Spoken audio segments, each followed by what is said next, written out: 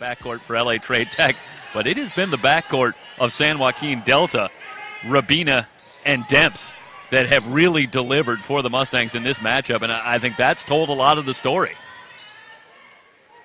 Agreed, and then you add the interior presence of Delta, of Anthony and Braxton. Look at Sankia Braxton. She's only got 9 points in the ball game. Anthony with 20 and 12. Braxton with 9 and 10.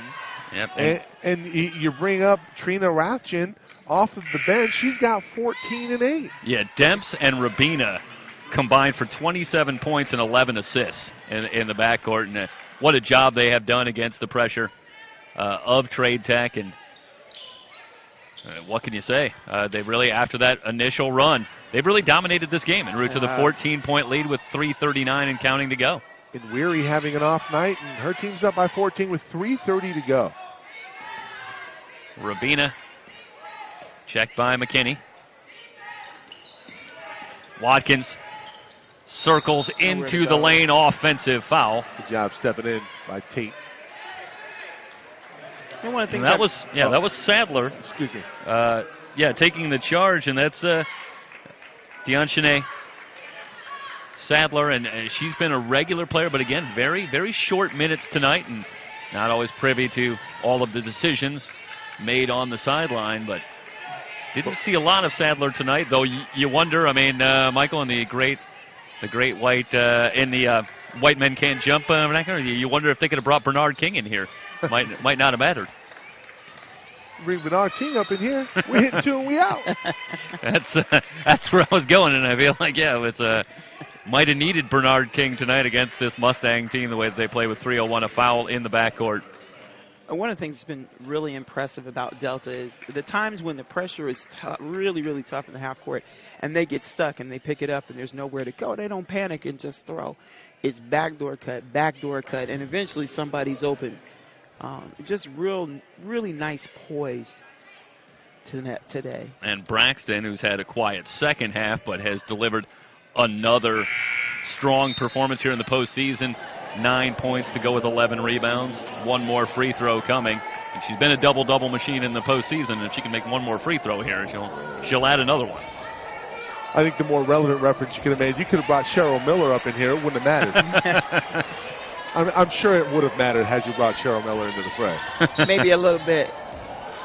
And just think about it. There's 2 minutes and 58 seconds left, and they are still facing pressure, right? Still having to work through the pressure to get into an offense, and the game plan has worked well for Delta. Yeah, and Delta's not trying to, they're not playing not to lose. They're playing to win, and they understand that these are two players, very explosive scorers.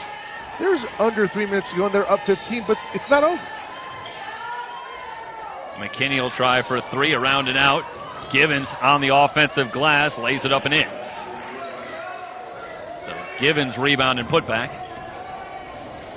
Cuts the lead to 13. Well, you know, at first glance, you see a team that averages in the 80s, 84 points a game, that wants to get up and down, and you think, well, you want to slow it down against a team like that, but that's not the approach that the Mustangs took. Instead, they really amped up the pressure themselves and really out-executed here today. Not only that, but they looked at it and they wanted to get up and down with them. But the thing that Delta has really done, and they've done a great job of throughout the game, is making Trade Tech work for every shot. They've worked incredibly hard to just put 62 points up on the board. And granted, there are some shots that haven't gone for Trade Tech, but the execution defensively to make life difficult, and really the body language and some of the disappointment that's been very tangible on the Trade Tech side is really what's going to propel Delta into the semifinals. Right. Foul on the rebound against Anthony. Trade Tech gets it back. Well, yeah, you look at the numbers and you see the Trade Tech averages in the 80s and San Joaquin Delta averages giving up in the 50s, and that's really what it's about. The closer the number is to either one of those numbers, that's the team that's going to have more success. And you look up, and with 2 minutes to go, Trade Tech has 62 points on the board. It's just been tough to score against Delta. It has been tough. And they will get the winner of our fourth and final game tonight. No, they'll get the winner of Diablo Valley and Ventura. Oh, they do? Yeah. It's 2 and 3? Yep.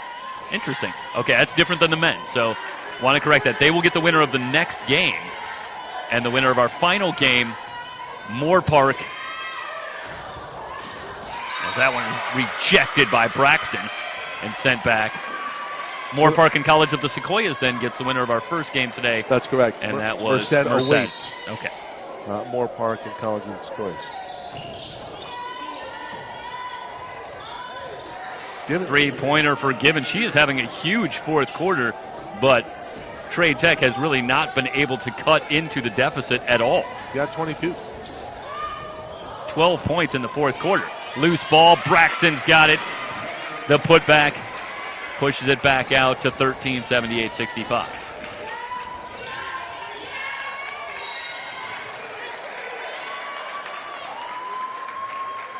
Five players in double figures for the Mustangs in this one, led by Anthony with 20.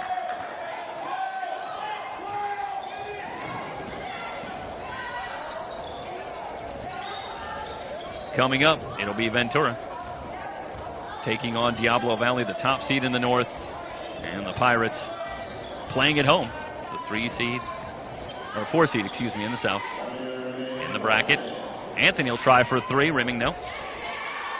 Braxton has the rebound, shovels to Anthony. Great pass, Anthony with the finish, 80-65. They've had great interior passing. Unbelievable. Just great.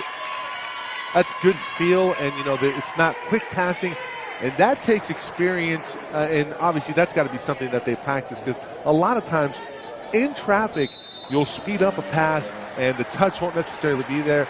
These passes are on the money, they're with touch, the receiving player is expecting the pass to be made, and they're scoring off of the feet. Good basketball, man. It's great basketball. Yes, it is.